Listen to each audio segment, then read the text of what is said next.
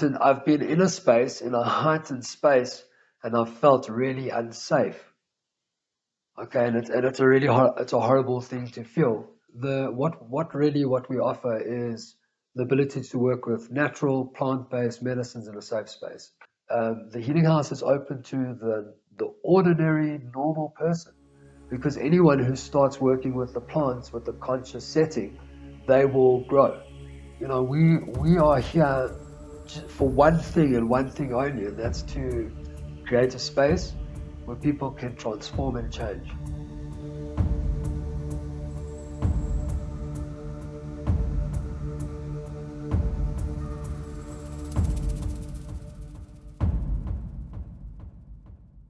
Greetings, seekers of ancient wisdom. We're back again with Moshe from the Healing House. And today we're talking about the Healing House in particular and the range of amazing services that they provide to help you back to balance. So, Moshe, welcome to the show. Happy 2026. How are you doing today? How's it, Deepak? Thank you so much for having me.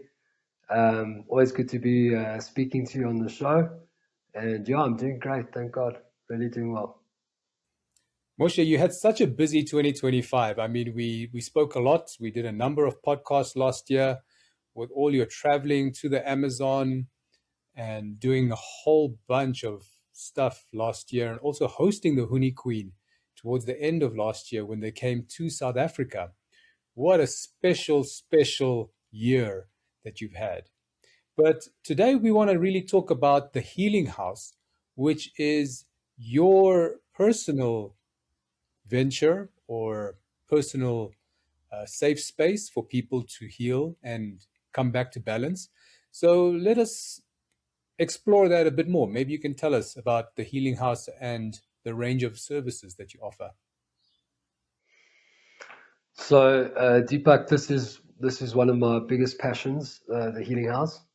The Healing House was birthed 12 years ago through my wife and I coming together and realizing that there was a need for a space that had high integrity and a lot of care and clear boundaries and clear direction on giving people a space where they could work on themselves and transform and change and shift. So we sort of started off just working with individuals and working out in public spaces, in hiking spaces, etc., or renting spaces when we needed to for these type of healing processes.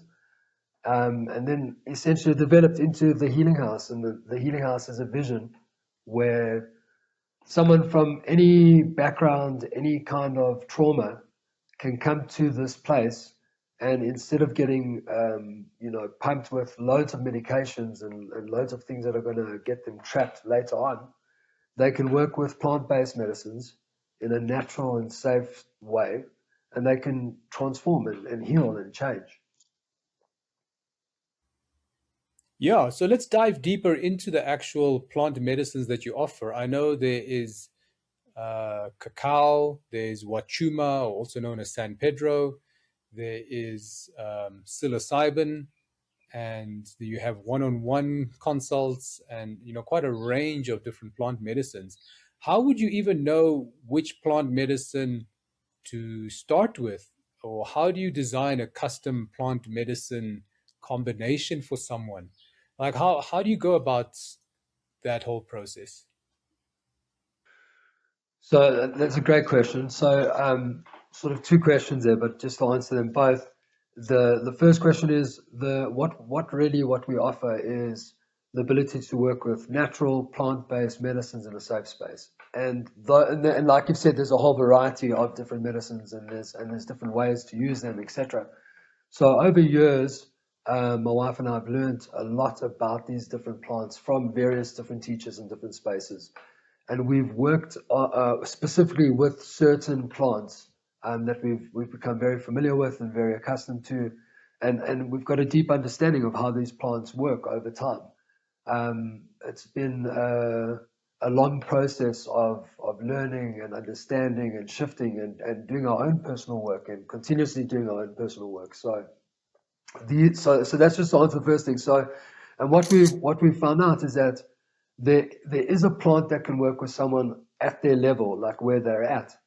So some people that might be turned away from, like, say, for example, psilocybin, it could be that a process with cacao, cooked ceremonially with intention, in a pure way, could really help that person reach some form of uh, past trauma release, or past memory, and be able to really shift from an old way of being to a new way of being.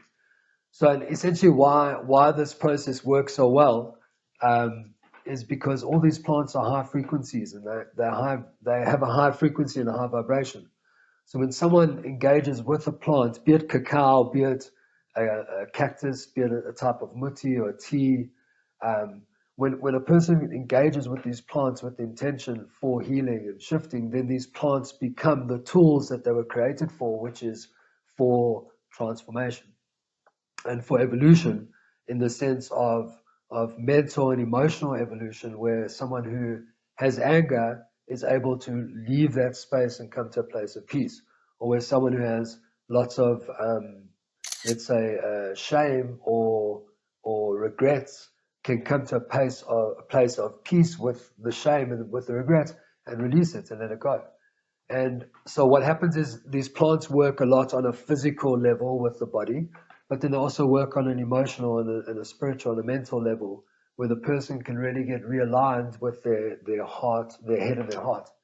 And essentially that's what these plants do. So that's the first idea. The second is that when someone comes because they want to do a certain process on themselves, yeah, it's essential to have a really, really like deep understanding of all the different plants, because essentially it might be that the person needs to do something simple like a sweat lodge, or something simple like which isn't so simple, but it's simpler, or a cacao process where they can sit down with a really strong cup of cacao and drink it, and feel what happens inside of them, and release what they need to release within themselves in a safe space. So essentially, that's what my wife and I do. We will meet with different people, and we'll sit with them. We'll see who they are, what their story is, what's their relationship with plant-based medicines. Is there a relationship? What are their relationships with narcotics, with other chemicals?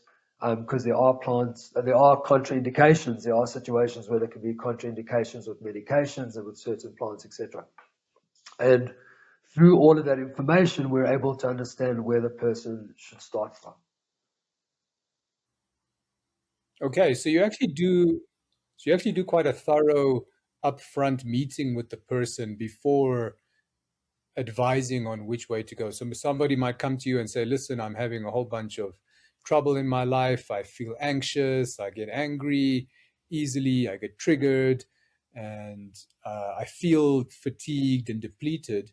And then you would actually do like an initial consultation with them to understand what is the right way to go. So you're saying, for example, if somebody has very little experience with any plant medicine, you would start on the easier ones. Maybe you'd say, listen, let's first do a sweat lodge and get you sweating out as much toxins as possible, go through that initiation, and then maybe second, let's do a cacao ceremony, and then from there you might then go to, I don't know, psilocybin or something else, depending on how they respond, or it might be wachuma before that. So you're really building a custom solution for people based on their actual needs. Is that correct? Yeah, that's exactly what we do, and that's exactly how we work. And essentially, there are so many different ways to work with the plants, and it's such a privilege. It's a privilege for someone to be able to work with these plants and to be able to analyze, see aspects of themselves that they weren't aware of before. And there's so many different potentials and possibilities that can happen for someone once they start working with these plants in a conscious way and in a sacred way and in a way of healing. So that's really what we offer to people. And we've had clients that come from international clients that come from other countries. They'll arrive here in South Africa, and they'll spend a week in the healing house. And on day one, we'll work with a certain process, and we'll integrate it for that day, and we'll eat, and then the person will sleep, and the next day we'll wake up and we'll do a new process. So we'll go out into Magaliesberg, and we'll go into the mountains and do a process over there. We have obviously alliances and places that really appreciate the work that we're doing and that have welcomed us to come and do this work in their spaces. So we custom design all these different processes for people, and the intention of it is that, like I said before, that people can have an alternative way of dealing with their pain, with their shame, with their regrets, with their anxiety, with their disbelief in themselves, with their fear. So essentially, that's really what we're doing, and through the different frequencies that these plants bring, they allow people to start becoming aware of parts of themselves that they may not have been aware of, or parts of themselves that they suppressed or they denied or didn't want to accept. And these plants, if they worked with correctly, are tools to give a person the ability to come to like that peace with themselves. And just to say that it's not a magic bullet. There's no quick fix, and there's no overnight everything's sorted. But over time, and with the right processes and the right intention, over time there's massive change and massive shift. And I've seen it in myself. My wife's seen it in herself. We've worked with hundreds of people now.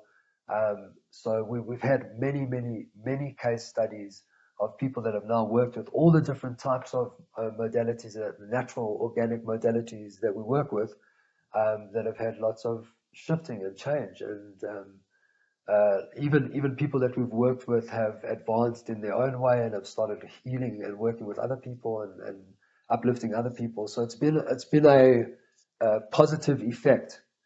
And that's really what the healing house is. It's a place where someone can come if they just want to sit and process something without any plant-based medicines, without anything. They just want to process something in real time with authentic people.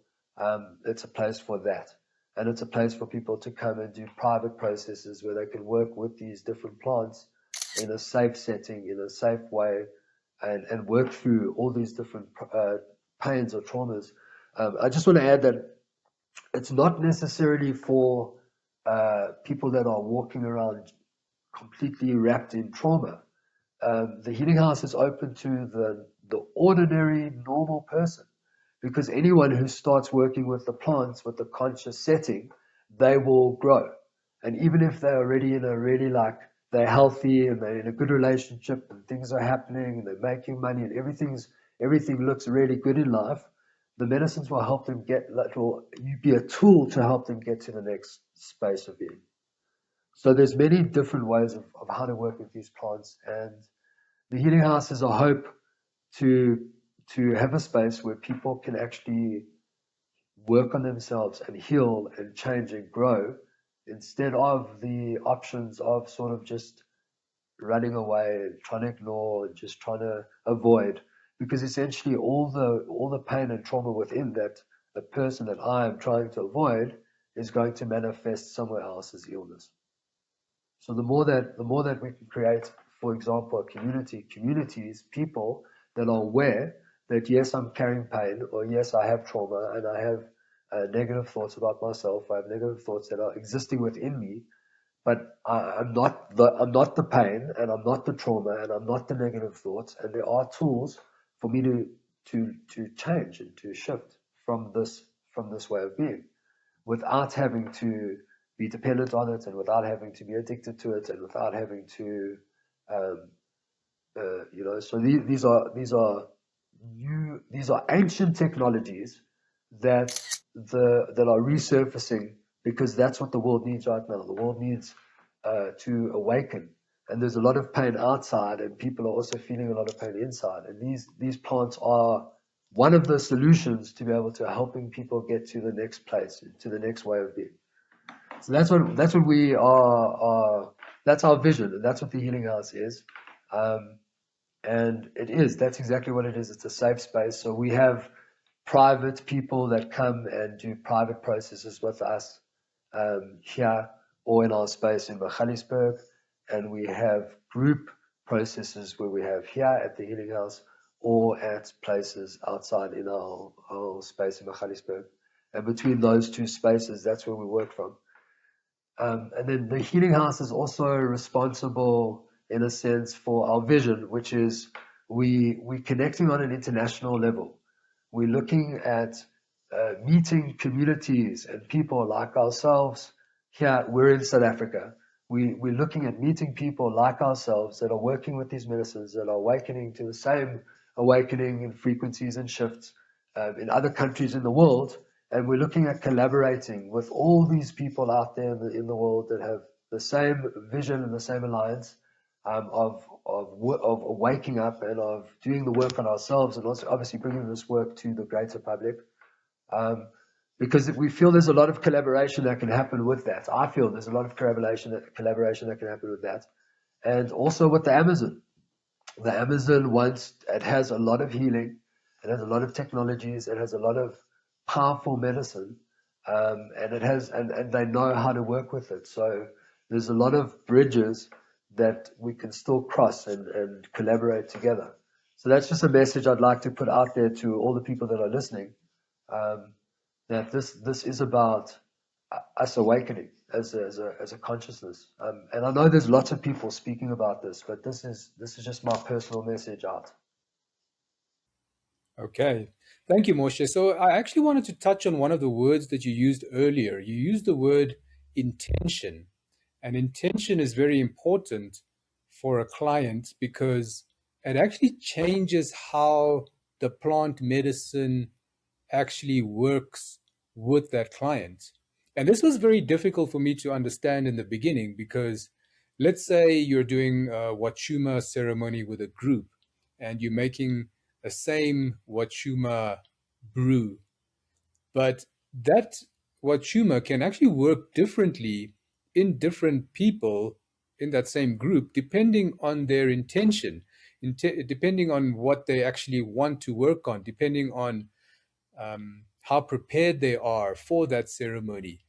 And this was like, it's maybe very counterintuitive when we think about the normal pharmaceutical medicine. It should sort of work almost the same in every person. This chemical has that reaction. How does intention actually change how the plant medicine works? And this is something that maybe people have a difficulty getting their heads around. Is there a way that you can explain this? So yeah, there's a lot to say about intention and the strength that intention brings into a process, and the difference with setting intention and not setting intention. And there's so much to say about all of this. So essentially, a plant-based medicine. I'm talking specifically about plant-based medicines because people could get confused in the general conversation of psychedelics. So psychedelics, let's just say for this conversation, psychedelics are one thing, and then plant-based medicine is something completely different. Even though there's a bit of overlap with psychedelics and plant-based medicine, but let's just call it plant-based medicine. So plant-based medicines are plants generally that lived in the ground, that grew, or they are medicines that come from certain animals, secretions, etc. So these are all the natural medicines. These medicines, they carry with them the healing, so the physical healing of whatever that medicine is bringing. So be it peptides, or be it the THC or the psilocybin or the mescaline or whatever, the DMT or whatever that molecular structure is that medicine's bringing into the body. But then they're also bringing in a spiritual understanding. Okay, and when I say spiritual understanding, what I'm talking about is like as if the higher parts of the mind are awakened to the greatness of, let's say, for example, the soul, godliness. There's awareness that's way greater than whatever the constriction that the person was in before they worked with the medicine. Okay, so meaning what these medicines do is, besides for them bringing a healing into the body, they also awaken a part of the person, the individual, to understanding that there's something greater, in their own personal purpose, in themselves. Maybe there is a God. That it awakens them up to something much greater than themselves. Okay, and because these plants are living creatures or living entities before they were dried and cut up and boiled and prepared and whatever the case was, so they have life within them. Okay, they come from life. They have life within them.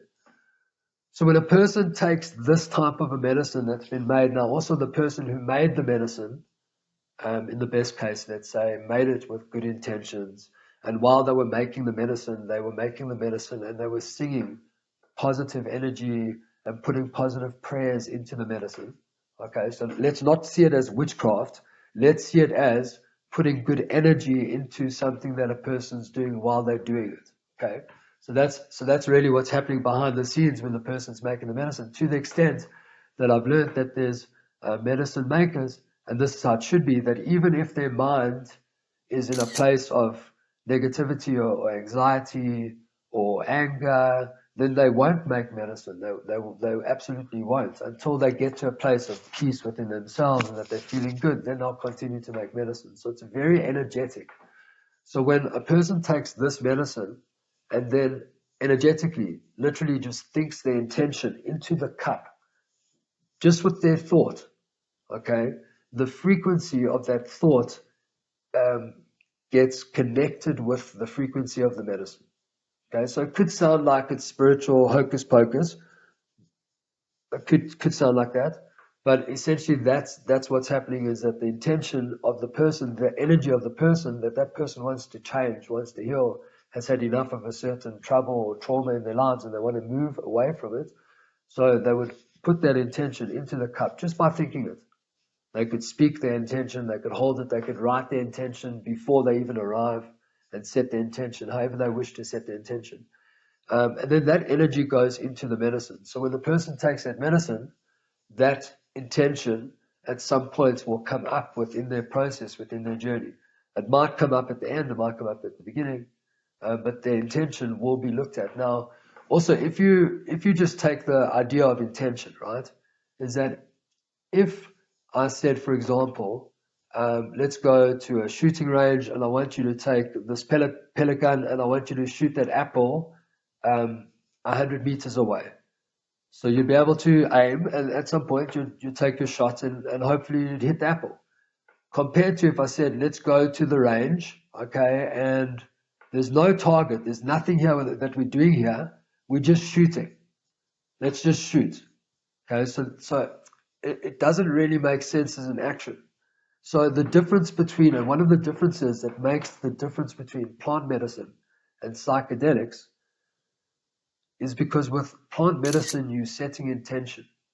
There's a plant that you're setting intention with, you're working with this plant to have a change in outcome.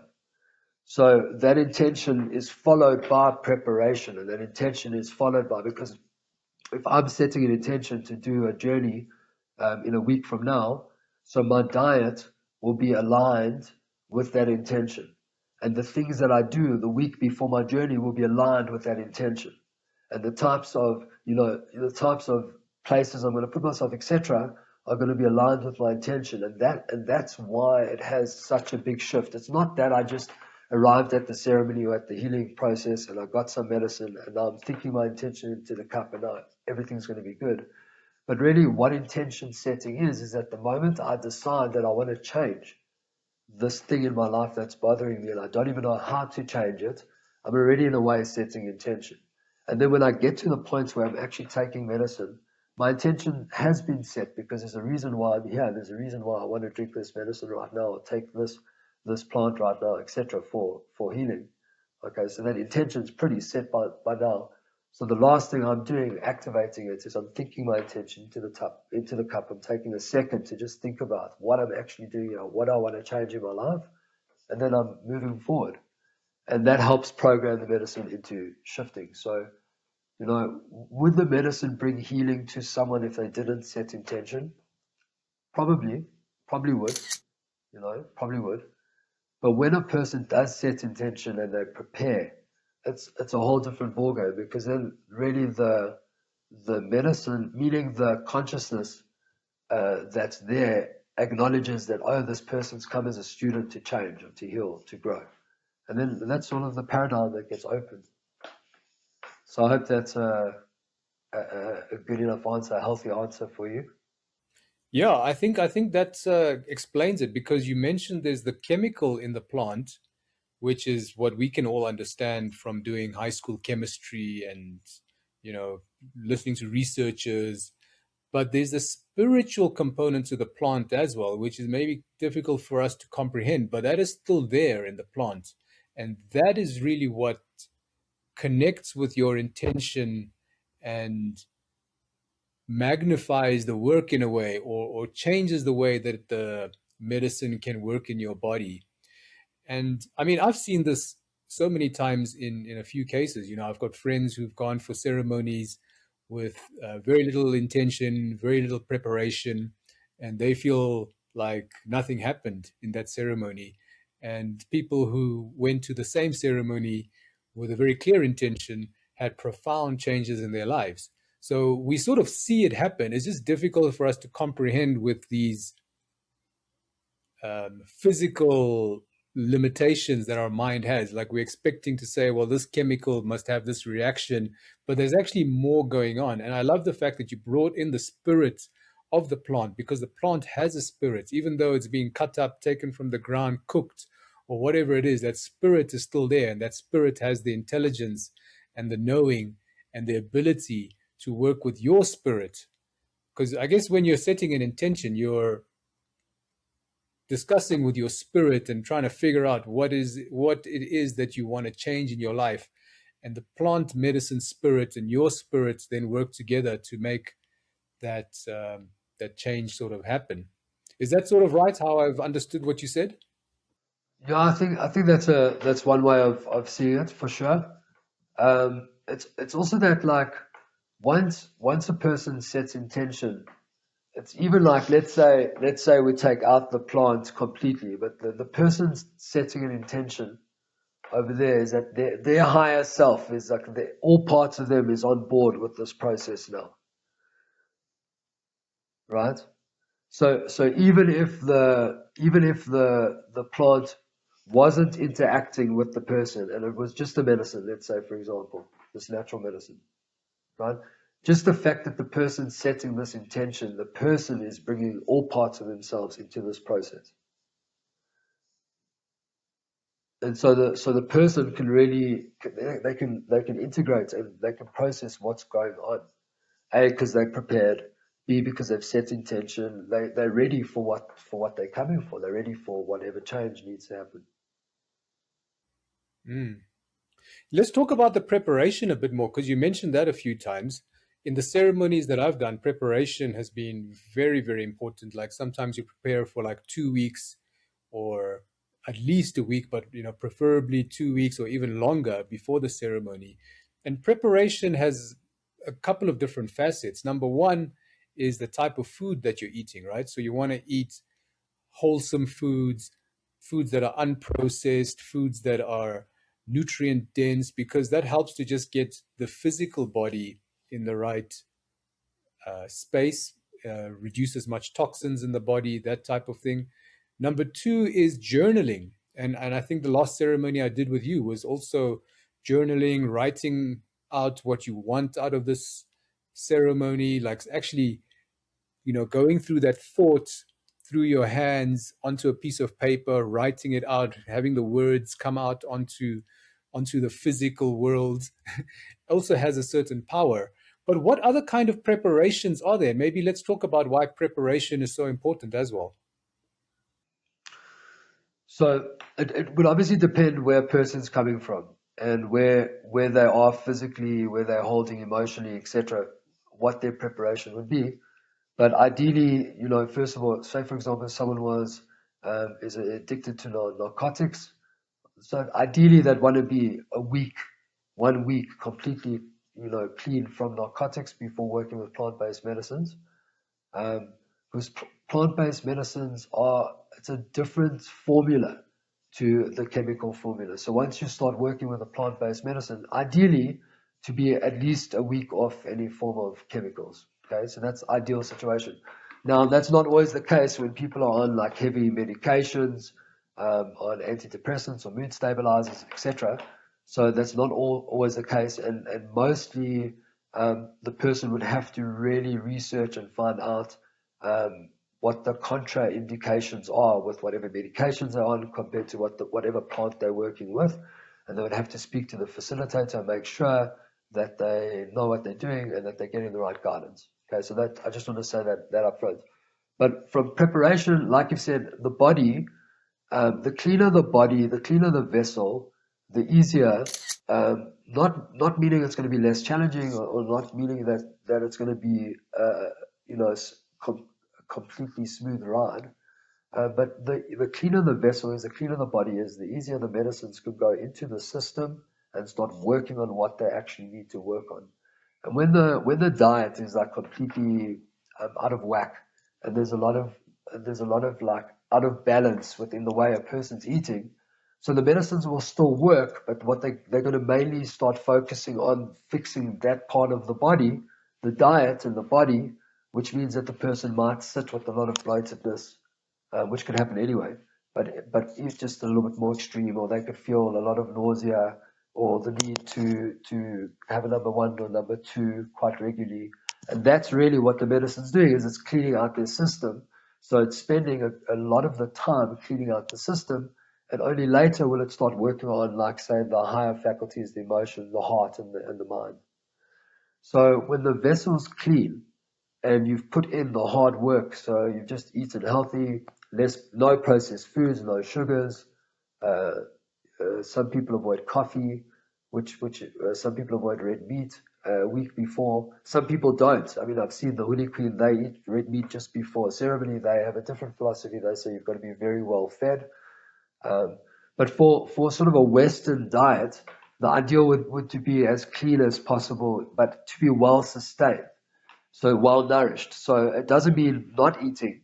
It means eating, but just eating as healthy as possible, and as many meals that you would normally eat. Make sure that you're full, but to eat well, but in a natural way.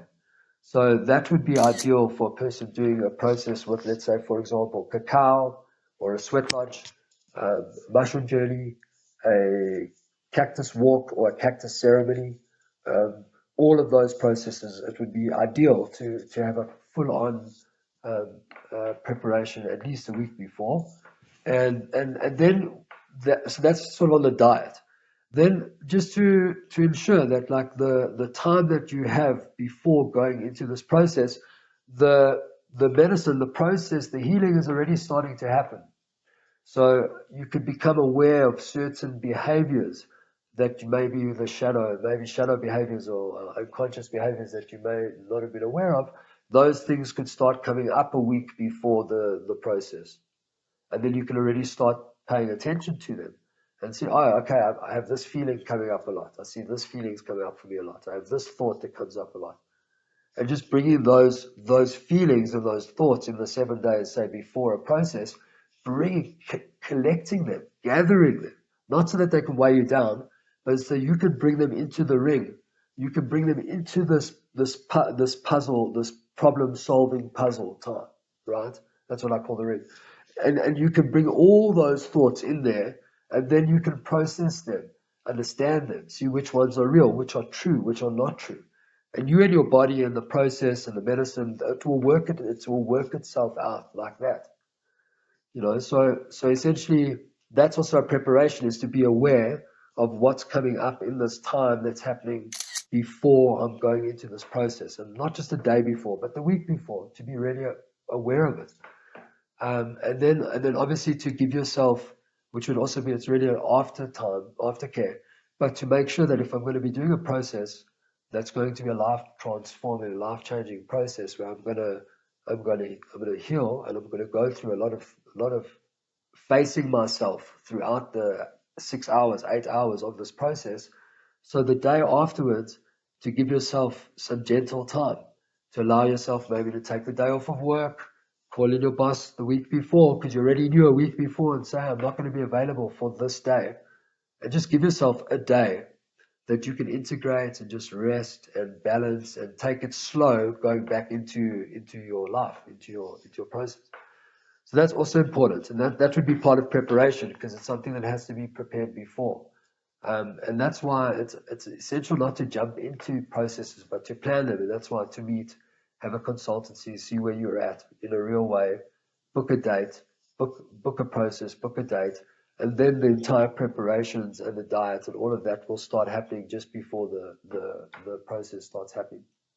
So that will be preparation. And then also to take time alone, without your spouse, without your partner, without your friend, on your own, and to sit by yourself for, it could be 5 minutes, it could be an hour, it could be 2 hours, but to sit by yourself and to think truthfully by yourself, what are the things that I want to change within myself? What are the things? What are the patterns? What are the behaviors?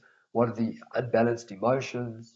And to be real, someone has to be really real with themselves to do this kind of work, because this work is going to bring out that is real, and people have to face it. So, I mean, so essentially, to take some time to set intention, meaning to think about what is it that I want to change, and what are the outcomes that I want to, and not to have an expectation, but to have an intention. My intention is I want to change something about me. I want to understand something about me. I want to heal something about me, um, and to leave the expectation out, but to have an intention. So those are really the three things I would say are really important. Um, and like I said, the medicines will work for people even if they don't textbook, do each one of these steps. But when they do each one of these steps, the medicine, the process will understand and it will open up much more. And that's essentially what happens. And when someone's ready for change, when they really want to change their life, change out of where they are, they've reached a certain plateau and they want to move forward and they move past it. Um, so yeah, if they set intention and they take these guidelines seriously and they work in these kind of ways, they'll have incredible transformations and it will be safe and they'll be safe. So Okay. Yeah, I mean that's really good that that intention and the preparation, they work together and they also enhance the ceremony. I think people just expect the ceremony and the plant medicine just to do everything, but the more that they're invested and the more that they eat the right diet, like you said, if someone is on narcotics or chemicals, preferably to reduce those chemicals, will make just the ceremony and the plant medicine much more effective for them. And I like the word that you said, not have an expectation, because expectation means that you're expecting the plant to work in a certain way. But the plant, I guess, has its own intelligence, its own spirit. It knows the best way. All you want is to remove expectation, but have an intention of you want to fix this or heal that or get clarity on something. So that was wonderful that you explained the difference between those things and how people should approach this ceremony. So, Moshe, I wanted to actually cover another word that you used, which was contraindication.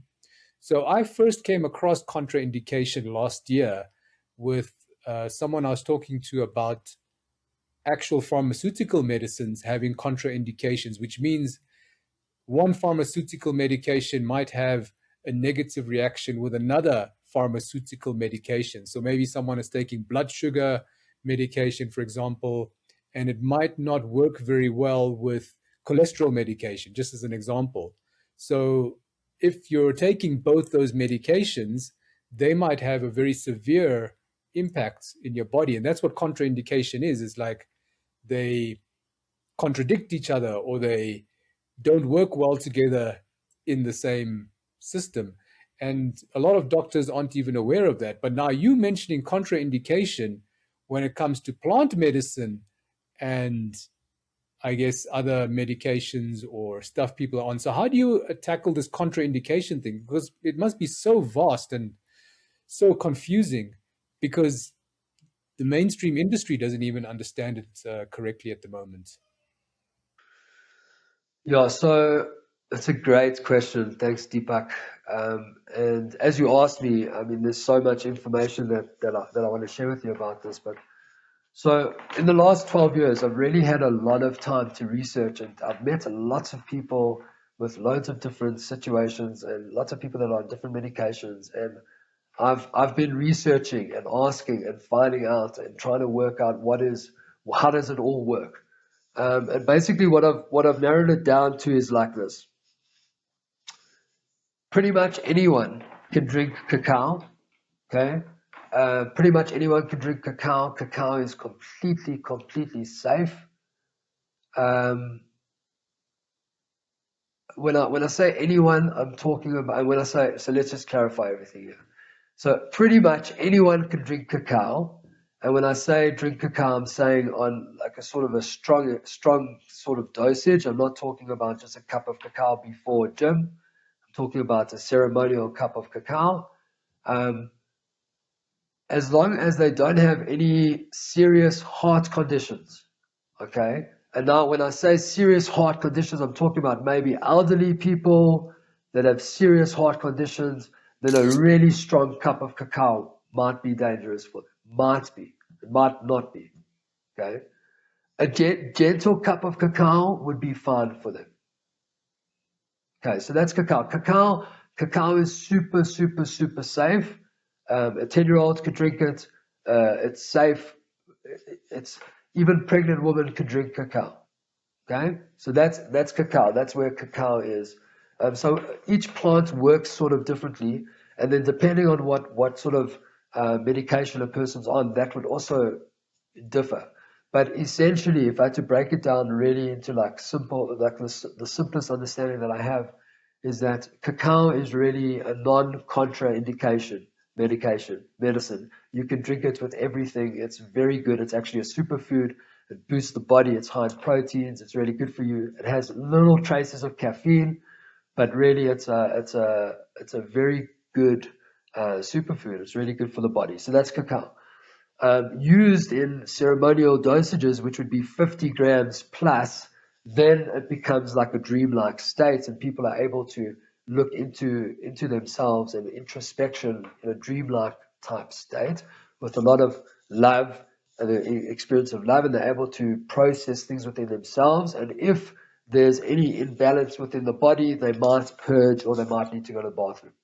Okay, so that's cacao. That's like, it's really simple and good for everyone.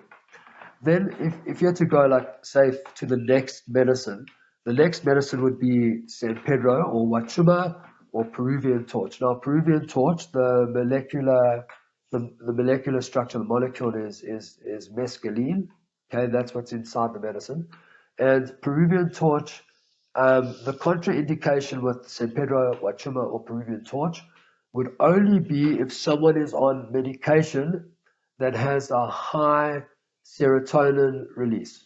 Okay, so it's releasing, the medication they're on is releasing lots of serotonin in the body. Why? Because the Wachuma or the Peruvian torch, it naturally boosts serotonin in the brain. It naturally gets the body's functioning of serotonin boosting naturally. Okay, so the only difference is that a person has to work hard through their trouble to get to the point where they can now be in a place of bliss with this medicine. So in a case where someone's already taking medication that's boosting their serotonin, it could be an overboost. Okay, and that's something that someone has to be very cautious about. So that's with Wachuma, with the cactus. But with the cactus, what's phenomenal about it is that if someone is on pretty much any other medications, okay, as long as it's not a heart medication, they don't have a heart problem, okay, or a kidney problem. So heart and kidney and serotonin. Anything else, this plant will work with. Even to the extent that if someone arrived, which obviously we don't promote this, and we would personally turn the person away, but if someone arrived drunk to the process, the cactus will work through whatever state they're in. It will purge them of whatever state, and by the time it's finished, they're going to be feeling good. So we call it, it's our in-house healing house way of speaking is we call it the most forgiving medicine, because no matter where a person's coming from in their preparation and in their intention, all those things, this medicine, as long as they're not on medication that's boosting their serotonin, okay, this medicine will work for them. So like mild antidepressants or mild mood stabilizers, it won't contraindicate. It won't affect the person negatively. The medicine will be able to do its thing. Even if they, say for example, they weren't able to give up cocaine for 7 days before, and they did cocaine the day before they did this cactus process, the cactus will still work with them, and it will still clean out their system, and they'll still purge out the negative that's within them. So that's the cacti. Um, and I'm not talking about peyote, but I'm saying specifically Wachuma, San Pedro, and Peruvian torch. Now, these cacti, obviously, it's much better to have a proper diet and a proper preparation and a proper intention. I'm just saying that if the person meets it without that being the case, and their body and their system's not so good, and there might even be a story of something else, this cactus will still be able to work for them, and it will still bring them into a state of healing once they're done. And once they're done that 8 hours of interacting with this cactus, then they'll be able to decide, okay, do I want to make that choice again, or do I want to make better choices? So that's why we call it the most forgiving of the medicines, because it forgives a person for where they're coming from, and it meets them anyway, and it helps them anyway. Okay, so that's the cactus. And if you move on to psilocybin mushrooms,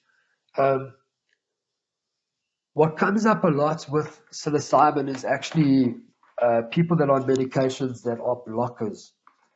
And what happens is, because they're on this medication, they'll take something like 1 or 2 grams of mushrooms and they won't feel it. And the 8 hours go past and they just won't feel anything. So I've come across a lot of that with the medications. Again, obviously the ideal is not to be on any medication and to go off the medication with a psychiatrist, and whoever put you on the medication, get them to get you off the medication.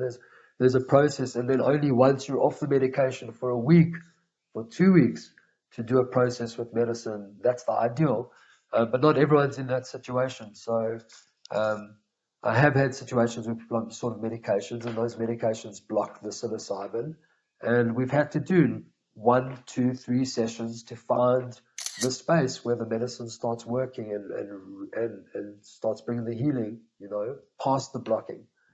So I've had that with psilocybin. Yeah, I wouldn't work with someone if they didn't put in the time and the energy and the effort in the preparation and the diet, unless it's a really like worst case scenario and I really have to help the person, because otherwise they're going to have real trouble in their life.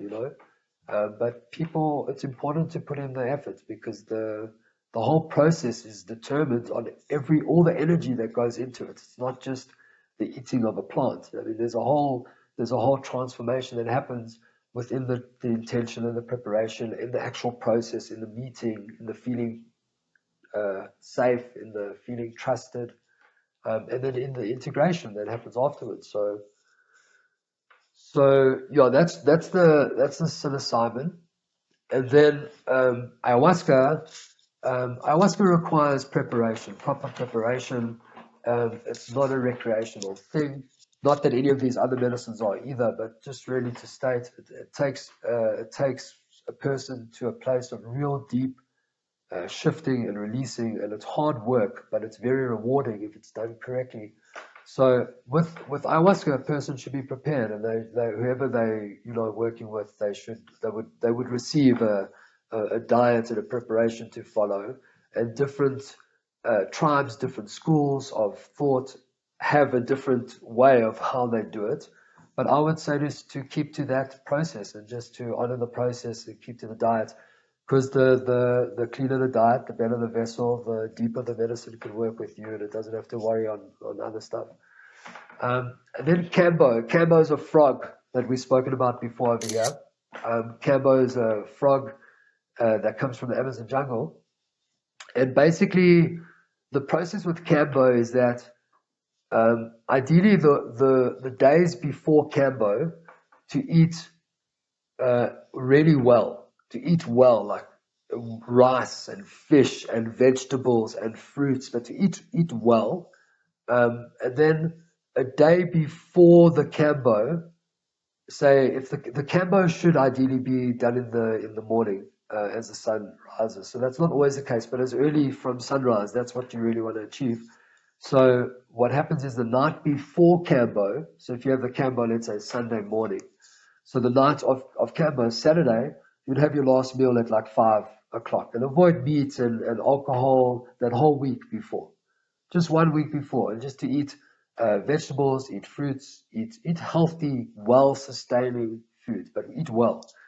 And then the day before Cambo, you could eat chicken, you could eat fish and stuff like that. It's just that you want to have less foods that still need to be digested when you have the Cambo process. So you'd have foods that are easy to digest, but are natural and healthy and good for your system, where you're feeling well nourished and you're feeling healthy. You're not starving yourself before Cambo, feeling really, really good. And then the night before the Cambo, at 5 p.m., for example, have your last meal, and then don't eat anything until you start drinking your water, which is 2 liters of water before you have your Cambo process, to just not eat anything until that point. So to give your body, like 10 hours or 8 to 10 hours that it hasn't had any food inside of it. And that's sort of the diet and the preparation for Cambo. And essentially what my teacher taught me, I'm an apprentice to a shaman from the Huni Queen, which is an indigenous tribe in the Amazon jungle. So what he taught me was that with Cambo, pretty much as long as the person hasn't had a serious operation in the last 3 6 months, okay, and the person's got to be in like a sort of a fit and healthy capacity. So it can't be someone who's weak or someone who's sickish or someone who's like sort of on their way down. It's got to be someone whose body's in a good position, good shape. He said, it doesn't matter what chemicals that person's on. It doesn't matter what they've been on medications for a year, for 2 years. It doesn't matter. The Cambo will work through everything in the body, and wherever there's a waste in the body on a cellular level, it's going to pull that waste out of the system. And wherever there is life, wherever the cells are alive, it's going to boost those cells. And that's what's going to happen with Cambo. So if the person is battling with, cocaine addiction, or if he's battling with any form of addiction, or if they're on medications and they can't get off the medications because they've been on them for so long, and you can't just stop it. So still, Cambo would work for that person. Cambo can definitely work for that person. Yeah, that's so encouraging to know that you've gone through this experience and actually studied it and researched it to understand the contraindications, so that the medication can work or the plant medicine can work better for the people. Because this is not stuff that I hear spoken about a lot on all these spiritual channels. And maybe this can lead on to the next question I wanted to ask, because this is another one of the words that you used earlier on in this podcast was integrity. And integrity, I think, is really, really important in this space that you're working in. You're working with plant medicine, spiritual intelligence, ancient technologies. And it's become like a bit of a trend at the moment. Ayahuasca ceremonies are happening left, right, and center. I mean, we spoke about this. Someone goes to Peru or to Brazil, does like a workshop on ayahuasca, and all of a sudden they come back and start giving ayahuasca to people. And the same with wachuma, and the same with cacao. They've become very, very popular. And when you look on these spiritual WhatsApp groups and spiritual communities and other spiritual um, areas where people are sharing information, there's so many ceremonies taking place by so many different people. And it's difficult to understand the integrity of those facilitators. Are they doing it just to make money? Are they doing it because they actually really want to help people? Do they actually understand this plant medicine thoroughly enough? Maybe they've got good intentions. Maybe they do have the intention to help, but do they actually have that experience with the plant, having given it to hundreds of different people and seen the different um, effects that it can have, and experienced that change and the results that different people can have. And I think that's the important thing about integrity, isn't it? And that's really what the Healing House is bringing. That's what you and Tamara are embodying, is integrity with these plant medicines. Because, like I said, you can get cacao anywhere. I mean, if you just go to probably a dischem, you might even be able to get cacao and make it for yourself at home. But how do you know about the integrity of that cacao? Is it a GMO cacao? Was there herbicides, pesticides used when they planted it? What is the integrity of the person that harvested it? So I guess my question is, how do you ensure that you are bringing integrity to the Healing House and the services that you're bringing? Because that's probably the most important thing that people are getting from the Healing House. Because, like I said, they can get these plant medicines at 100 different places at the moment, because it's become so popular and it become like a bit of a craze and a phase, fashion trend kind of thing at the moment. Deepak, it's a really good question. So we continuously over the last 12 years have been giving out the same message, we've been doing the same thing, month to month to month. And our message is that, we are here for one thing and one thing only, and that's to create a space where people can transform and change. Just like we have been able to, thank God, in our own way, transform and change. And that's mine, tomorrow's passion. That's what we are here to do. And we've been in spaces I've been in a space, in a heightened space, and I've felt really unsafe. Okay, and it's a really it's a horrible thing to feel, to be in a space where I'm in a heightened space. This is new to me, and I don't actually feel safe right now, for whatever reason. So that was what Tam and I, we focus on that concept a lot, and like the one thing is that I I really honor honesty, and I really honor truthfulness.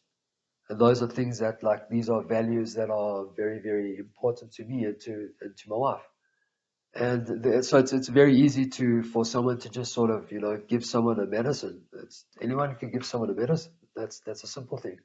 But so what we've done is, over the last 12 years, we've met with and aligned ourselves with people that we felt have got the same integrity and the same alliances, and the people that we felt don't have that, we've sort of moved away from. And through being able to navigate that in the last 10, 12 years, we've been able to get to this point where people do trust us, and people do come in and do work with us, and the alliances and the channels and the people that we work with are good people that are all trying to do and are doing good in the world. So that's essentially, we also believe, like, with frequency, is that what we're putting out is what we're also going to be receiving. So we put energy, and we put time, and we put value in what we're putting out. And I'm not just saying flyers, but I'm saying every time we're meeting with someone, every time we're greeting someone, every time we're interacting with someone. And so we hold that as a value of ours. And then regarding the medicines, like, it is very possible to get medicines all over the place. It really is possible. If someone wants to really look for a certain medicine, I'm sure they'll be able to find it. So, which is what I've done. What I've done is, I've looked for all the medicines that we work with, and all the medicines that we source are all through people that have high level integrity, that they're not looking at these medicines as, like party drugs or things like that, but they're actually growing these medicines for healing. The actual intentions when they start working with these medicines is that the world could be a better place. That's what these people are thinking about when they're working with these medicines. And that's what we're aligned with. So where we don't feel that we have that alignment with people, we won't work with them. But if we feel that people are aligned, that they are really working with these plants because they want healing and growth for, the greater, so we work with them. And that's really been our compass. There hasn't been like a certain textbook or specific way, but really our intuition has been what's guided us. My wife's intuition very much so, but our intuitions is what's guided us to where we are now and whatever we're doing right now. Yeah, and that's really important. I think the audience needs to appreciate having that integrity because it's become so ubiquitous at the moment. These plant medicines, cacao ceremonies, psilocybin ceremonies, ayahuasca ceremonies. There's like a plethora of different facilitators all over the place at the moment. And you don't know how long they've been actually doing this. I know, for example, even with all your experience, you're not even comfortable to give ayahuasca, right? Is that the case? Because it's a special plant and it requires special training and experience. Even though you've done it countless times, and even though there are facilitators with less experience than you dishing it out around the country or in other parts of the world, you're still not comfortable to do it because you feel that you need more I don't know, experience. And that's the integrity I think that you're holding. And that's the really integrity of the healing house. That just because other people are doing it or even less qualified than you, you're not just going to jump on that bandwagon. Is that right? Thanks, Deepak. I appreciate that you noticed that. It means a lot. And you see, there's different ways. And that's really the way. There's different ways, and the way I've been taught is that if someone wants to work with ayahuasca, for example, then it's an intensive, long-term process that unwinds. It's not an overnight thing, and it cannot happen overnight. So, yeah, I'd be cautious about those who are serving this medicine overnight. Me personally, I wouldn't sit with them. There's also some other interesting information that I received recently is that you see in South America there are tribes and villages that span throughout the Amazon region all the way through several different countries, Peru, Brazil, etc. So they're moving through that region, and there's also cartels. So there's also like massive drug cartels that are operating in those regions, and there are certain tribes that the Huli Queen aren't one of them because the Huli Queen are a self-sustaining tribe. They have enough belief and strength and blessing within themselves to go out and make it happen and make sure that they've got what they need and that they're protected and that they have their food and that their women are protected, etc. So they're taking care of themselves and the entire region. But there are other tribes that aren't so strong or so able, and these tribes they have succumbed to starting to work for cartels. So they look like a tribe on the outside, but on the inside they're busy moving, drugs from the one side of the Amazon through to the other side on behalf of cartels. So where I used to just be concerned when I'm looking at who do I drink medicine with, is it someone who has have they been properly trained? Have they got real experience? Do they know how to hold the space properly? If something goes really, really wrong, is this person going to panic? They're going to be able to be calm in the eye of the tornado? Are they going to be able to manage what's going on? Um, what's this person's integrity? And I've got to also now that I understand this, I've got to also now understand who's this person affiliated with? Like which tribe are they affiliated with? Bless you, which tribe are they affiliated with? Because there are tribes that are like really working with medicine and everything is really good.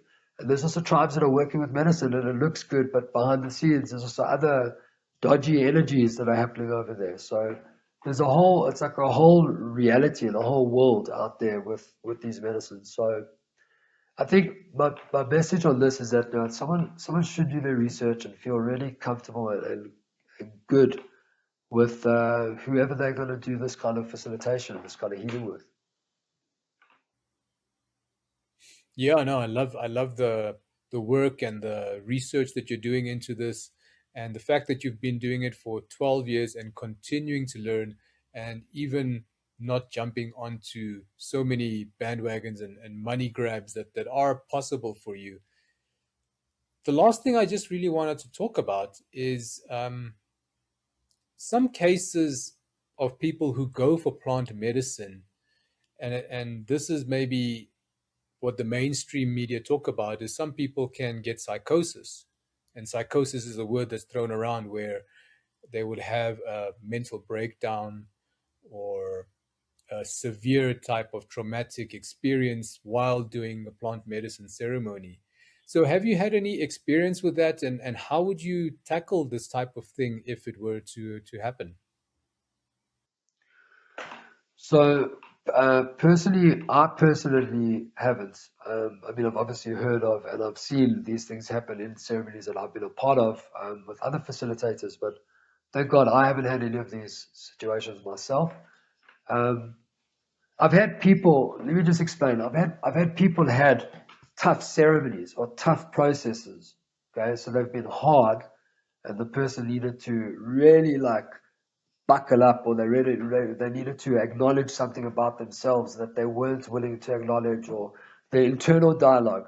Okay, I've had processes like that. I've had processes where a guy's ancestor became him in that moment and started living and acting out the ancestors' words and conversation within the person. So there's been profound different types of experiences, but what happens is and obviously it depends on which medicine we're talking about, but my mind just automatically went to mushrooms.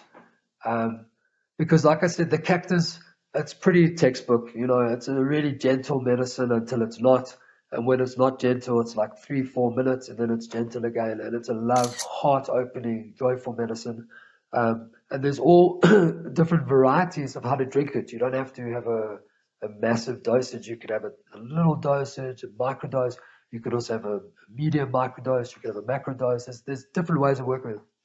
Mushrooms gets a bit more tricky because what happens is with mushrooms is if a person's not willing to surrender their ego to the process, not to me, of course, I'm not interested in that.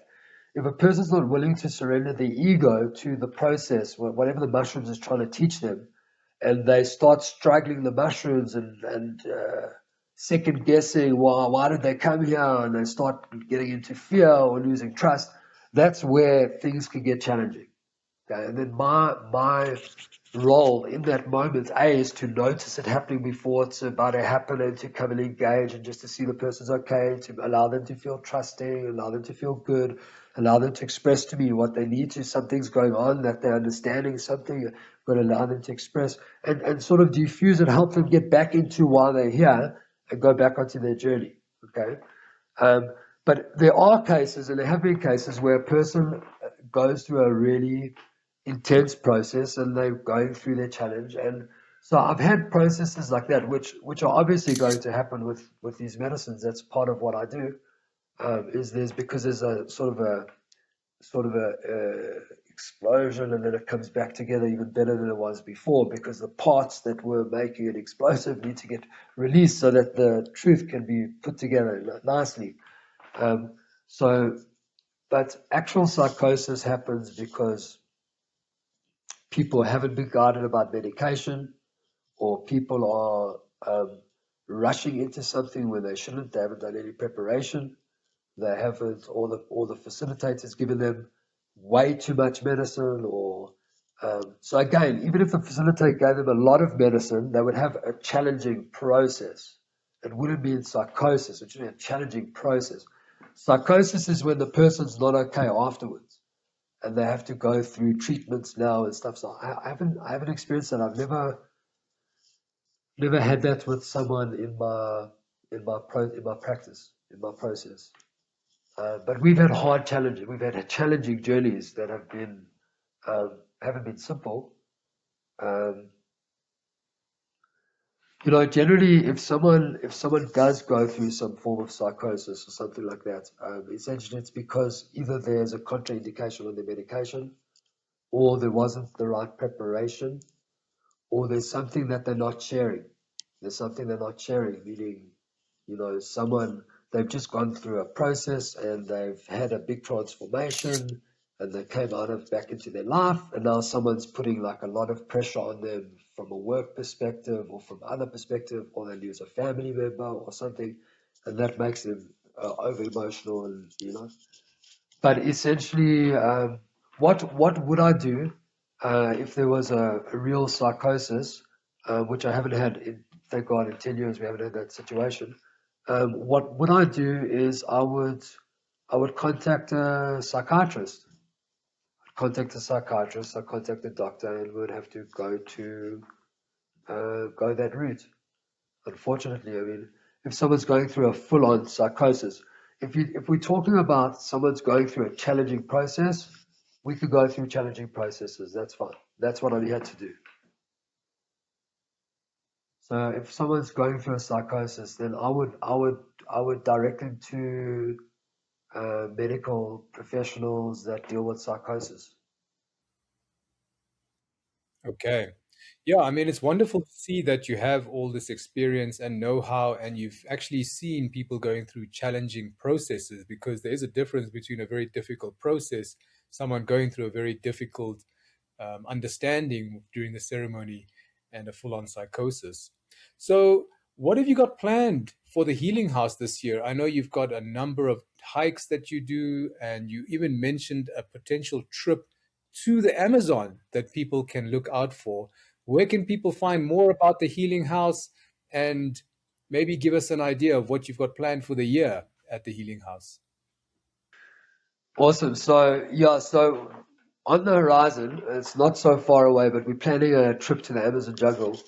This is very, very special because there are places in the world where you can go into the Amazon jungle, but these are like commercialized holiday places, and every movement that you have over there, you have to pay for. Okay, so that's essentially like that's what's out there, and that's fine. That exists. Places in Peru, places in Manaus. These are like places that people are going to. Well, this is something completely different. We've been invited through this relationship that has been building between me and Chai Chaniyube. We've been invited by not just him, but the entire village, and they've said that whoever I bring with me is welcome. And so in about 4 months, 5 months, I haven't got the exact dates, but I've got all the go-aheads from the village. We're putting together a tour, and we're going to take whoever wants to come to the Amazon jungle for, I think it'll be between 12 or 18 days, keeping in mind it takes 6 days to travel in, and it takes 6 days to travel out. So this is 12 days just in traveling time. So the tour, the actual time inside the Amazon jungle would be about 12, 14 days, somewhere around there. And it will be an opportunity for people to really live with the Willy Queen, to make medicine, to work with medicine, to learn all about the different plants in the jungle, to walk through the jungle, to see the animals of the jungle, to hunt, to fish, to live like a Willy Queen person would be living in the Amazon jungle today, 2026. So that's a great opportunity. We'll share about 6 ayahuasca ceremonies with the entire village in the jungle. There'll be cambo, there'll be medicine making, and there'll be just lots of things going on, and living off the jungle, which is something so special because there's one thing about when we have the privilege of working with these sacred plants here abroad, outside of the jungle, in South Africa, in America, in France, or wherever people are. But to actually work with these medicines in the jungle, but not just the medicine of the medicine of the food, the medicine of the banana, the medicine of the papaya, the medicine, of the atza, the medicine of the different leaves and the hapes and the different sanangas. There's a whole healing ecosystem that you're taking in. Just the water, you're drinking water that's coming from this, all these Amazon people are drinking it. It's good enough for me, it's good enough for them, it's good enough for me, and drinking this water. And living in the village means living amongst, it's safe and it's protected, but it means living amongst, tarantulas and mosquitoes and all different types of creatures. And then the last part of this is that there's this frequency of the Honey Queen. because we're living, it's like being in a village is a special thing alone. But being in their village, the Honey Queen village, is very special. It's a village that represents joy. It stands for joy, it stands for truth, and it stands for high frequency. What does that mean? It means you'll walk around and there'll be people playing music and singing. They'll be together. There'll be uh, your witness as a person who goes on this tour. Your witness, besides for the medicine and the jungle and experiencing the jungle and experiencing yourself, experiencing the jungle, you'll experience what a community looks like where people truly love each other and they look out for each other and everyone's one.